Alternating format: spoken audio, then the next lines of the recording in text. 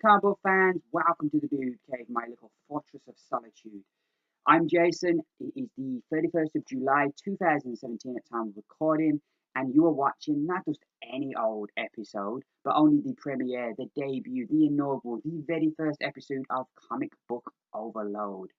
Every week I go out and spend far too much money on comics, read those comics, have an overload of opinions on my brain, have nobody in my real life to share those opinions with because I don't know no comic book fans in real life.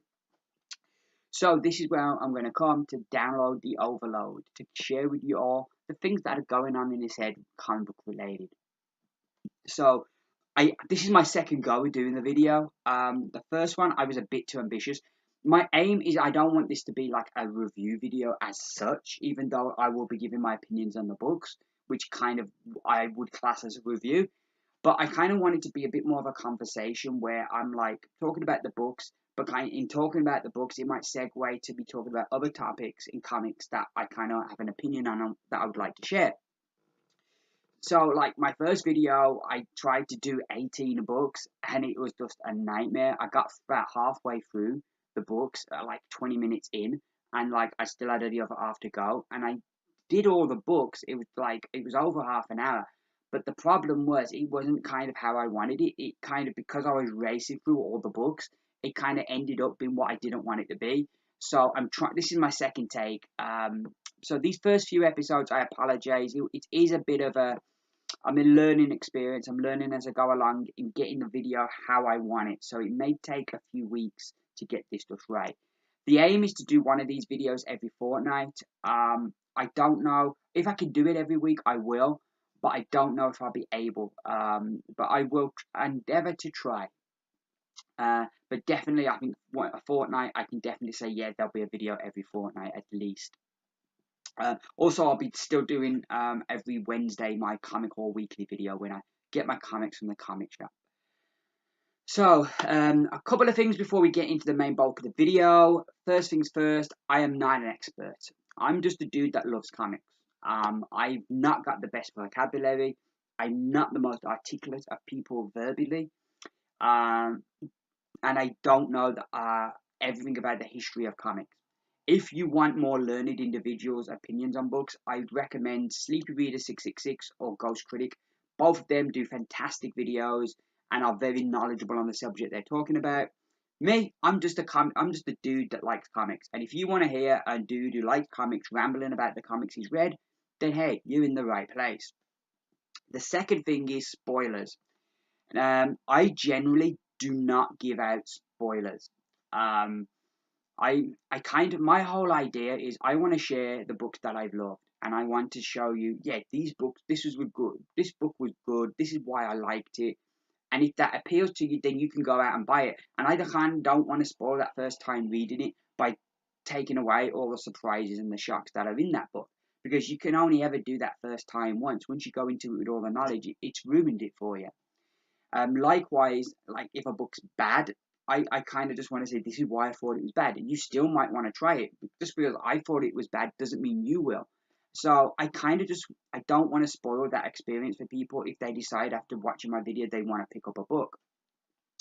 However, sometimes there are going to be circumstances where a twist in a book or a cliffhanger is kind of the big part of like what your reaction is. An example would be Captain America, Steve Rogers, issue number 1, and the whole Hail Hydra. That book, all my feelings about that book are based on one page, and there was no way I could talk about that book without talking about that last page.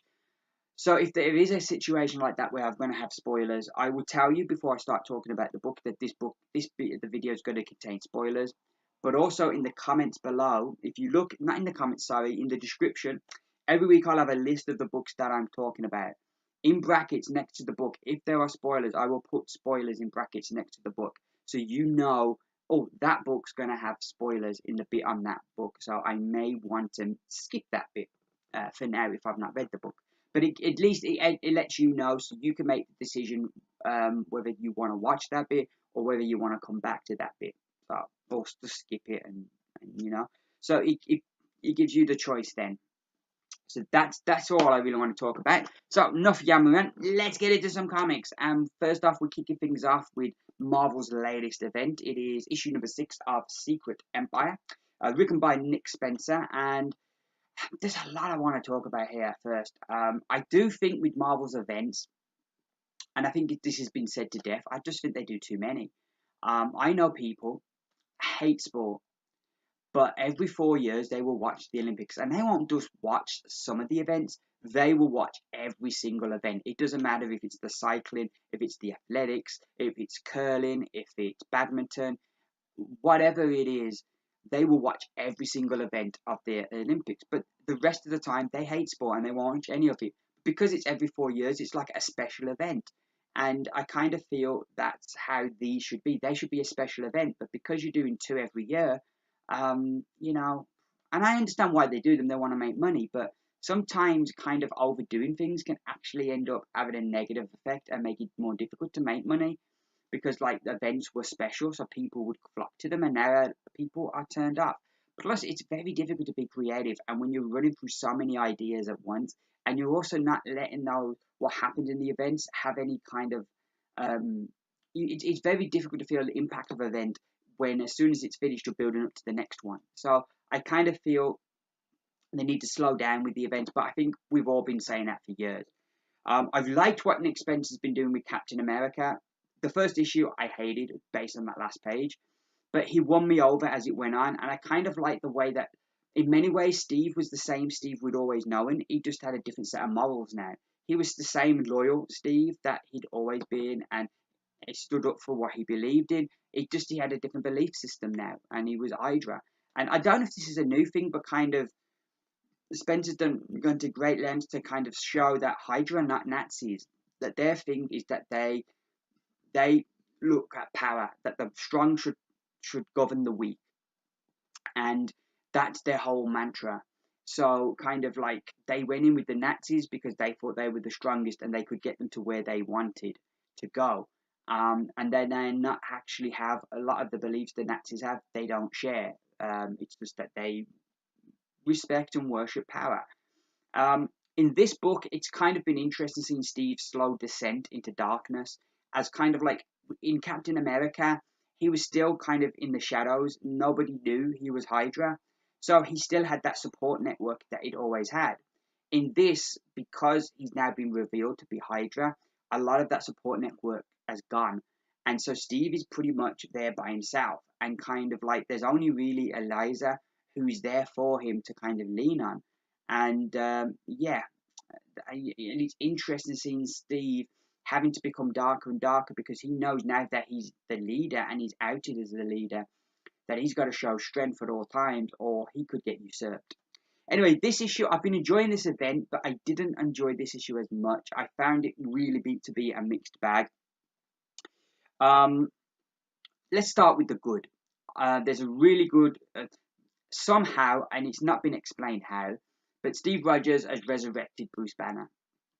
And there's a really nice conversation between the two as we kind of think that he's trying to persuade Banner to help Hydra attack the heroes who have their secret base has been found because they've got a traitor who's told Steve where it is, and he's come with his forces, but he can't get into the base, so he needs the Hulk to kind of smash a way in, and he's trying to get Bruce Banner to help him, that he's resurrected, and there's a really good conversation between the two that I really enjoyed. I'm also really liking the relationship between Spider-Man and Black Widow. This is the Miles Morales Spider-Man, who in the last, well, not the last event, it depends if you count the Inhumans X-Men one as an event or just as a crossover or whatever. But in Civil War 2, there was the vision that Spider-Man was going to kill Steve Rogers.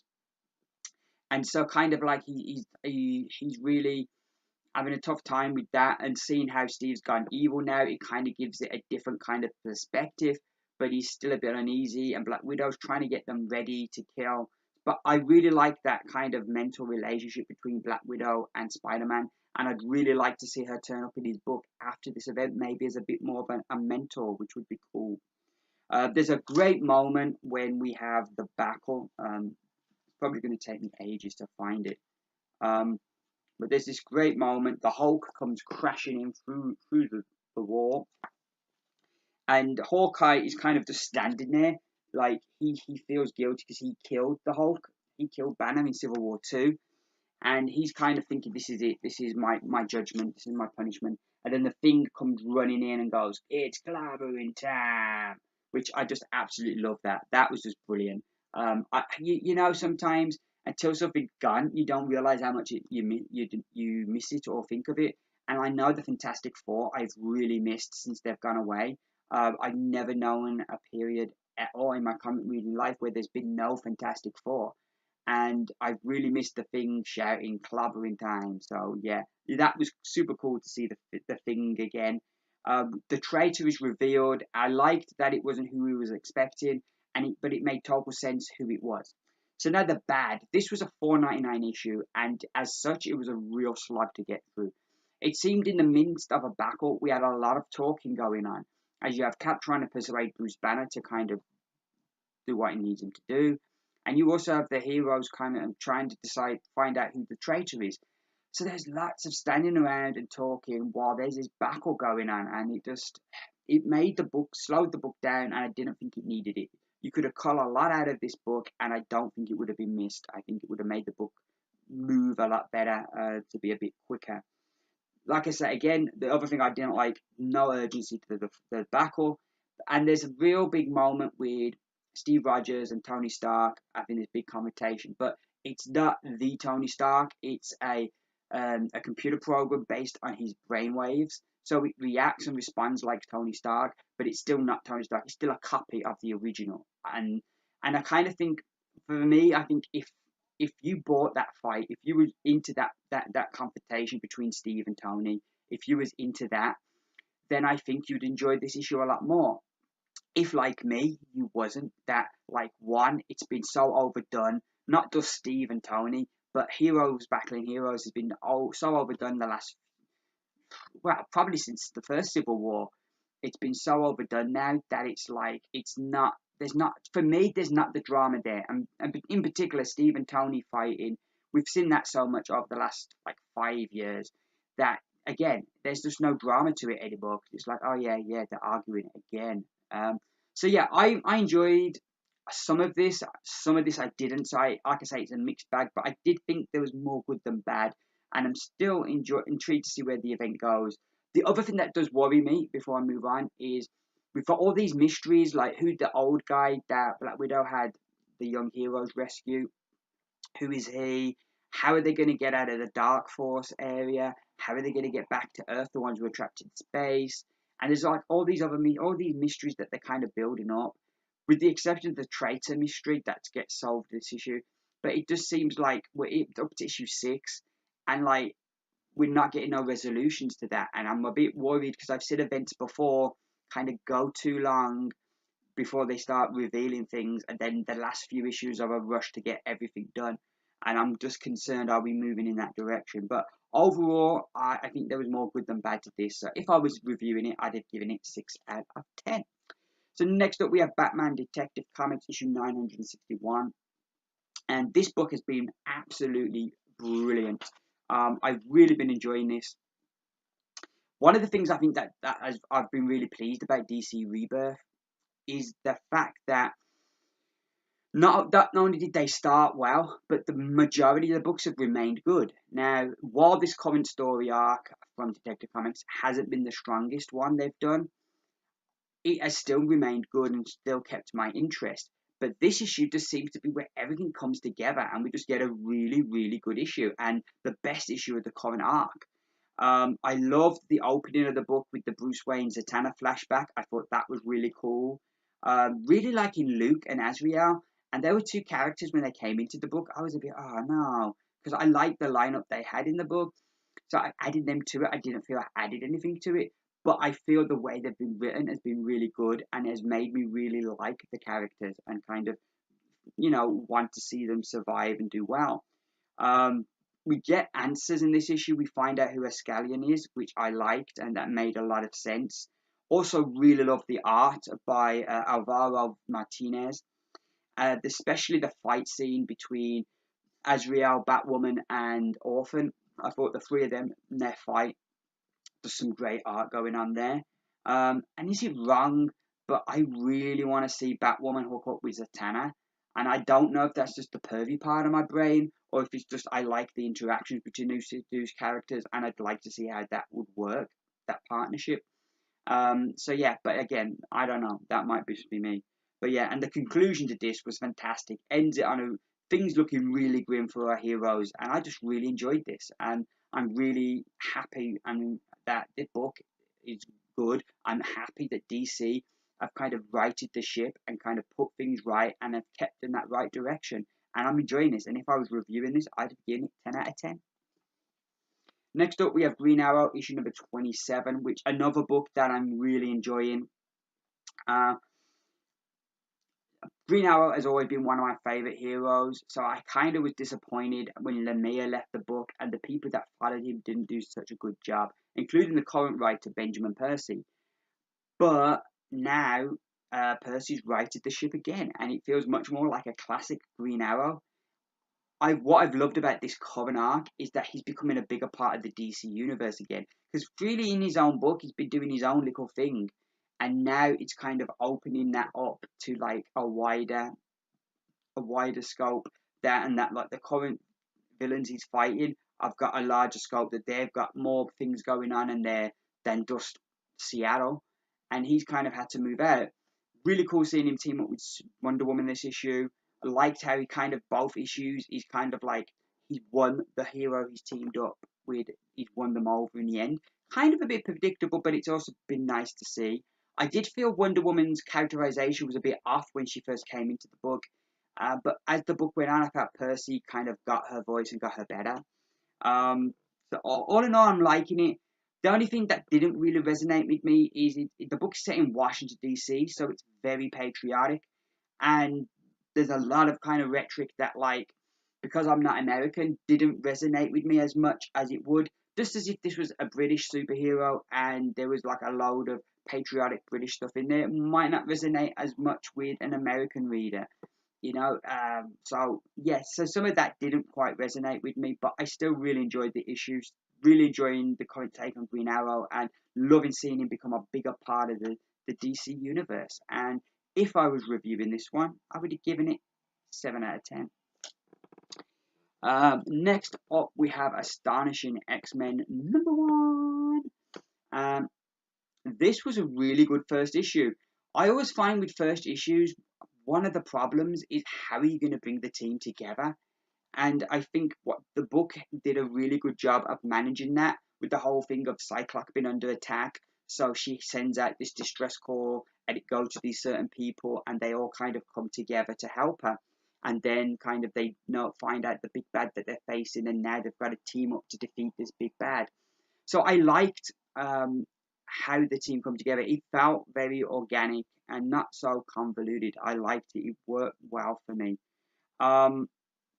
It was really cool to see Bishop again. I remember I bought a lot of X-Men books in the 90s, and he was always one of my favourite characters. So it's cool to see him and see him being a good guy again. I really liked. And the last page of the book was like a real jaw dropper. I was like, what? So yeah, I really enjoyed this. The art as well I liked, and I feel out of the 3 X-Men books I'm reading, based off of first issues, I think this was the best one, and if it keeps this up, I think it could be the best X-Men book, and I could see myself maybe dropping the other 2 and just buying this one, because this was really good, and I'm really intrigued where we're going to go from here. But yeah, good stuff. Oh, if I was reviewing it, which I'm not, but if I was, I would have given this one 9 out of 10. So next up we have Faith and the Future Force, issue number 1. I really like Faith as a character. She's so down to earth, and so as a reader and a comic book fan, you can kind of really relate to her, and I think that's probably the point of her character. Is she's supposed to be very relatable for the audience she's aimed at. It was also really nice seeing Neela Time Walker turn up. I loved her in the Iva Time Walker series, so it was really nice to see that she's still around. I really liked the first half of the book. I found the setup to what's going on I liked, but kind of they do this thing in the middle. I didn't quite like, and I found the second half of the book wasn't as strong as the first half. It still sets it up that I'm intrigued to see where it's going. I'm hoping the ship is going to right in the next issue. But certainly, I ended the book not as infused as I was by the first half of the book. So if I was reviewing this, I would have given it 7 out of 10. And I'm hoping it's going to stay good because I really like Faith. So next up, back to DC, it is Batwoman, issue number 5. And this book's been a book that like started off really strong and kind of each issue it descended. I felt, I like the rebirth issue. I like the setup of the future Kate and kind of what's going to happen to Batwoman to create that future. Sort of set us off on a nice journey. The first issues with the art from Steve Epting, which was beautiful, and the story was really nice as well, going into Batwoman's past. But then, kind of as the went on, the story I just felt kind of got weaker and weaker. And this issue was supposed to give us some answers as a kind of like a flashback issue, to kind of fill us in on the history before the first arc that we just read. But I kind of found this really confusing, and by the end of it, it felt like filler, and I couldn't really see the point of it. I didn't feel like I had a greater understanding of anything. The only thing I really liked in this book was the inner monologue from Sapphire, who's telling us the story, and I really liked that. But other than that, yeah, I think after reading this, I think I'm pretty much done with this book. I don't think I'll be picking up another issue. And it's a shame because I really do like the character, but I'm much more enjoying Batwoman in Detective Comics than I am in her own book. So yeah, this is gonna go sayonara for me. And if I was reviewing this, I'd have given it 4 out of 10. So, back to Marvel's big event, and we have issue number 7 of Secret Empire, which I am enjoying these covers that they're doing. Really nice. So, this issue, where the last issue was a bit of a mixed bag for me, this one I absolutely loved, hands down. There's some pretty big things that happen in this that I'm going to stay away from. But overall, yeah, I don't want to spoil anything, but I did really enjoy this book. We catch up with Captain Marvel, which we haven't seen her for a bit, and what I really liked about that scene was, for me, since Civil War 2, I've not liked her character, and I've just had no time for her. But what I liked here, I thought they made her the most, I don't know the word, is it relatable, sympathetic, that they've made her since before Civil War. Because I found during Civil War, I did not find her a sympathetic character at all. She was, to me, was the villain of the story. They say the road to hell is paved with good intentions. So just because she's wants to do good doesn't mean her actions are all inherently good. So this was the most sympathetic that I saw her character since before that event. So I really like that. Continue to enjoy the relationship between Black Widow and Spider-Man, Miles Morales. And like I said, I'd love to see her become at some point his mentor, kind of to show up a bit more. Because if you've been reading his ongoing book, he has been having dark problems with his dark side. So I feel that it's a point where he could really do with somebody like Black Widow in his life. There's a fantastic fight between Black Widow and Punisher, beautifully drawn by Sorrentino, that I just really enjoyed, because like neither of them kind of like mess about. And then we've got things just continually going wrong for Cap, and that slow descent into darkness as all of the things that he leans on and supports him, they're all going by the wayside. So yeah, I really enjoyed this. I thought it was a great improvement over the last issue. If I was reviewing it, I would definitely, without reservation, give it 10 out of 10. And it kind of really got the event back on track. There's some really shocking moments in here. The one concern I do have, and I don't think I can blame it on this book, but like I know there's this whole Generations deal coming up, so I don't kind of really know too much because I stay away from solicits, so I don't know too much what's going on, and I kind of am worried with the way they're killing off characters. Are they just going to bring everybody back? Is there going to be something where they get the Cosmic Cube and reset everything, and that's going to bring in Generations where all these different versions of the characters converge, and kind of everything kind of writes itself, and all the characters are alive again? That does concern me if we're going in that direction. because it kind of takes away the impact of these characters dying, if they're going to be back in a month. But we will see. But as for this issue right now, which is all I can really judge, I'm really enjoying this. And I'm looking forward to the event again. I think the next issue is about 2 weeks' time, I think. So we have a tie-in here. It is Amazing Spider-Man issue 30, which is a Secret Empire tie-in. I wasn't reading any of the Spider-Man books, but I decided to try them out because I really enjoyed Spider-Man Homecoming. I don't think it's the greatest Marvel movie that they've done, but I did think it was a good movie. I enjoyed it a lot more than any of the other Spider-Man movies. Spider-Man 2, I think I felt was the best of the other batch of Spider-Man movies, and I kind of felt that this film was better than that. And I really liked Tom Holland as Spider-Man as well, and Ned as his best friend was really good. Ned, his best friend, was really good as well. So I really enjoyed all of that. So I've kind of decided to give all the Spider books a bit of a go. And kind of one of the problems I've had with Spider-Man over the last, couple of years is I've always liked Spider-Man to be the New York-based hero. And yet when there's something big going on, he'll help out the Avengers and the other heroes and go into space. But generally, he's the New York-based hero. And that's what I've liked about it. That's how I like my Spider-Man.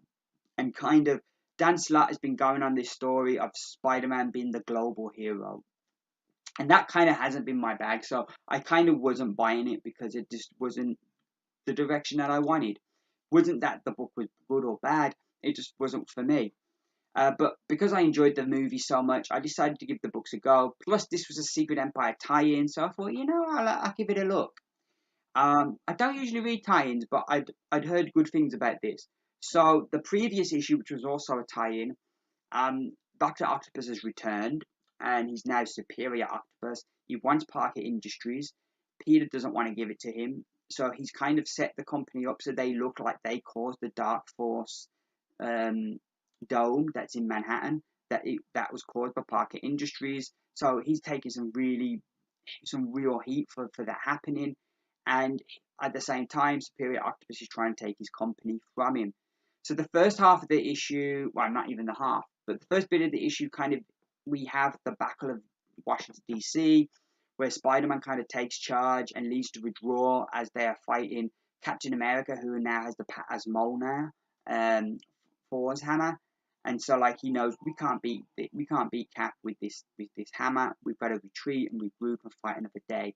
So they kind of all retreat, and then kind of the rest of the issue is him then dealing with trying to save his company from Superior Octopus. And I really like the build-up. We have this really nice build-up to the battle, where he's trying to get the company ready and getting the people to help him. And then Octopus shows up, and the fight is on, and things are going well. And then everything just gets flipped around on Peter. And at the end of the issue, things are not looking good for our friend and neighborhood Spider-Man. I really enjoyed this. I really did. I liked that they kind of like the downfall of his company is kind of tied into Secret Empire. It makes the event seem bigger, that it's affecting all these different characters that like things to do with it. I like the return of Octopus. I find him a much more interesting villain since Superior Spider-Man, and that time he had has been Peter Parker. So I've really found him much more an interesting character since then. And I think he's for me personally, I think he's moved above Norman Osborn as Spider-Man's best enemy. I really do. I think he's the biggest enemy. No, Osborn's not come close. I say that, but then again, he killed Gwen Stacy, didn't he? So, I don't know. But hey, I still say, I stick by it. I think Octopus has risen to being Peter's big enemy right now. But yeah, I really enjoyed this. Really good stuff. And if I was reviewing it, I'd give it 8 out of 10. So another Spidey book that I gave a look was Peter Parker Spectacular Spider-Man, issue number 2. I enjoyed issue number 1. The thing that I liked, like when I heard the book was being done, is Chip Zdarsky is a guy who's got a great sense of humor, and books I've read of his before, you can see that humor come through. So I kind of felt he's going to be a guy that really works well writing Spider-Man, and it really clicks. Plus, this is like Spider-Man in New York being Spider-Man. trying to balance up his regular life with his life as being Spider-Man. So I liked that as well because it was scratching that itch that my Spider-Man itch that I like scratched. So that was working really good. The book was just fun all the way through. The mystery of Teresa, who turns up and says she's his sister, that is all really done really nicely and explained, and I liked that, and kind of expands the story to like these other things that are going on. So you kind of see where things are heading. And the date disaster is just classic Peter Parker. You know, when he goes on this date, it's just a disaster. It was like really funny, but at the same time, it just felt like classic Spider-Man. And yeah, I really enjoyed this. If you want a real fun book, Spider book, this is definitely the book to try. They've really got it straight right on here. So yeah, if I was reviewing it, I'd give it a 10. So the final book I'm going to talk about today, it is Spider-Man issue number 18. And I'd never read Miles Morales before, but since Secret Wars, he's been coming into books. We've had him in Avengers. I've been reading Champions, which he's been in, and I've really liked the character. And also, he was a big part of Civil War 2, and he's a big part of Secret Empire. So I really liked his character. Whoever's been writing him, I've liked his character. So I figured, why not try his own book? I love that cover, by the way, I really do. I started with issue 17, which is the issue before this, and then went into this issue. And kind of the gist I got is that he's been struggling with his dark side and kind of what if he goes too far, and he's been struggling with that lately. So like last issue, Hammerhead beat up this friend of his called Bombshell. She's this young superhero that he's been helping, and he beat her up pretty bad, put her in the hospital.